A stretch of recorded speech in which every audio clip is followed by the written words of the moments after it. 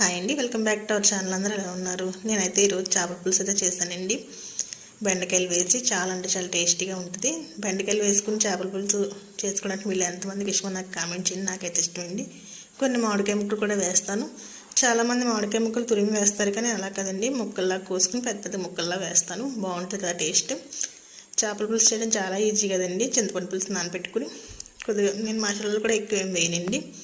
జీలకర్ర, వెల్లుల్లి పేస్టు. చేపల పులుసు చేసామంటే కంపల్సరీగా ఫ్రై కావాలి కాబట్టి ఫిష్ ఫ్రై కూడా చేశానండి.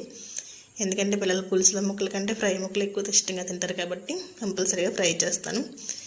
చేపల పులుసు అయితే రెడీ అయిపోయింది. చాలా ఎమ్మీగా వచ్చిందనమాట. కర్రీ అయితే చాలా బాగుందండి. ఫిష్ ఫ్రై కూడా చాలా క్రిస్పీగా వచ్చింది. ఫిష్ ఫ్రై వీడియో అయితే మన షార్ట్ ఛానల్ ఆల్రెడీ ఉంది.